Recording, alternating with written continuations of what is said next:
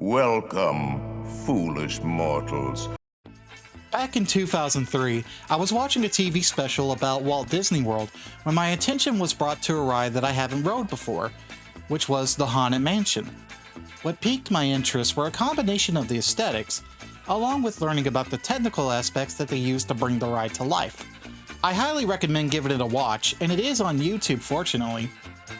While I was at home or at school, I would often visit doombuggies.com to kill some time by reading about the lore, the history, or watching some videos. Another recommendation I could provide here. Along with Doom Buggies, I also spent a good amount of time with the video game. I had it on the Xbox, but you can also find it on the PlayStation 2 and GameCube, so you couldn't go wrong no matter what system you owned. There was going to be a Game Boy Advance version, though that was cancelled before release. However, the prototype is readily available, and I do have a link in the description for anyone interested. Moving on to the story, it's a self-contained plot and very simple, with some added exposition thrown in while you make your way through the game. You play as Zeke, who comes to the mansion looking for a job as assistant caretaker. Hey, I can think of worse places to apply to. Getting back on track. When he arrives, it's revealed to be a ploy in becoming an unlicensed Ghostbuster for the manor, which sounds awesome, I'm not gonna lie. Where do I sign up? Focus. Sure, the equipment you're given isn't of the high caliber stuff that the boys from New York use, but don't be dissuaded, for the Beacon of Souls is more than capable in ensuring your survival through the manor. Along your journey, you'll also encounter the various residents that reside in the rooms. While it is completely optional to interact with them, if you choose to do so, you'll find some charming and quirky characters that often provide quips about their current state, or some that are just having the time of their afterlife. A few standouts are this prophet right here, who would inspire a young Japanese man to create a gaming giant in the future. To follow, we have these fellows who are having quite the Saturday night. Something's missing. Can we get more cowbell? Cowbell. Cowbell! Cowbell. Cowbell. Shut the fuck up!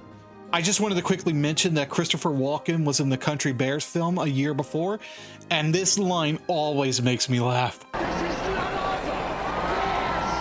Though you can't traverse a haunted mansion without dealing with the more unruly creatures that inhabit it. Sure, they're the generic enemy types you would expect to find in any haunted location. They get the job done and visually they're fine, nothing too offensive about them.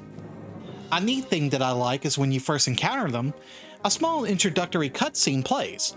However, after that, get ready for a whole heaping of tedium and repetition that is to follow, especially in the later half where the game likes to throw everything at you, including the kitchen sink.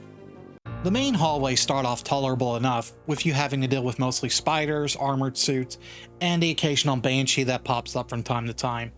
For the armor guys, they charge at you, which I admit did get me in previous playthroughs, though their attacks can be easily interrupted, and that goes for most enemies as well. The spiders, especially their larger variants, started to get on my nerves after, say about half an hour. It's a combination of the abundance you'll face along with the damn screeching noise they emit when they're close by, and their web is also a pain to deal with. It's not all bad, and I will give credit to the ballroom level because they're put to good use here, but this giant spider can kiss my ass! What also got on my nerves is having to deal with a plethora of different enemy types, which just pushed what little saintly patience I had left towards the cliff. Sure, you can reset most of their animations by attacking them, however, the Reapers just shrug it off like it's a damn tickle. I'm gonna keep it brief for these assholes. Fuck you! The problem comes from the lack of invincibility frames, which is a guaranteed death sentence in these encounters, and the lock-on camera is more of a hindrance than being helpful. I hate the attic in the mausoleum with a fiery passion. I never look forward to these stages. What about the main guy who's responsible for all this, Atticus Thorn? His battles are a joke, even on the highest difficulty. The one word I would associate with him is underwhelming. For one, he likes to teleport, and especially when he gets too close, he'll do it again, so you're given enough ample room to dodge and retaliate. Rinse and repeat this for 4 times, and at this point I was like, Can't you at least hide with some dignity? His last two fights are slightly better since I did get tripped up and there's more to focus on. Even with those added aspects, there's nothing to get stressed about. Definitely one of the weaker parts of the game. In the midst of all the action, there are also puzzle elements that come in the form of the various rooms you'll be traversing through. These are a main highlight of the game, with their corrupted forms sporting a good variety to keep you on your toes as you work your way to turn on the lights. Design-wise, they're a mixed bag, and I don't mean visually. The more straightforward ones can be a bit boring, while the others do more interesting stuff with their level design. All in all, the challenge is a comfortable one, for the most part. And there's nothing too brain-taxing when it comes to solving these. Comfortable? Yes. Cheap? Also yes, because I always take a damn hit from this fireball every single time. If it happened once or twice, I would be annoyed but tolerate it. But nope, this one right here is another pain in my... Well, I'll be damned. Huh. Neat. Let me take this moment to thank our sponsor, Hersinger Around, for all the support. When you want to make your final trip arrangements unforgettable, Hersinger Around has you covered with their various different packages. Want something dignified? They have a plan for you. Want something more balls to the walls? They also got you covered. Cause with Hersinger Around, we put the fun in funeral. Use code for 60% off at hersingaround.org. We now return back to our program. Visually, the game is designed pretty well, with the character design sporting a cartoony look while also doing justice to their ride counterparts. They can also be quite expressive with their body language and facial changes. Seeing the knight toss his head so casually in the air always got a good laugh from me. The rooms are also wonderfully designed, with the developers capturing that eerie aesthetic through the lighting, the ambient sound, which can be broken up by a sudden, and incorporating elements from the ride. A few personal favorites are the conservatory, the gallery, and the graveyard. The conservatory features one of my favorite tracks in the game. Honestly, the whole soundtrack is underrated.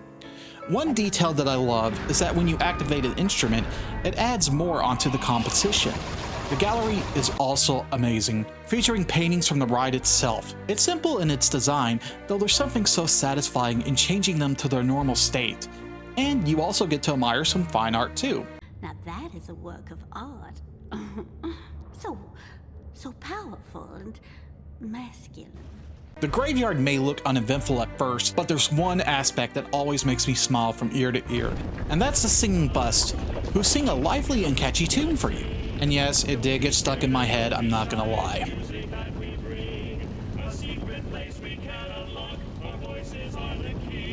Despite the tedium of the enemies, along with an underwhelming boss, the Haunted Mansion has excellent controls and a great style that still holds up to this day. If you can find this for about 15 or under, I give it a solid recommendation. Who knows? It might become a new Halloween tradition. With that said, this has been Jarrett, signing off with take care, peace, and have a spooky gaming.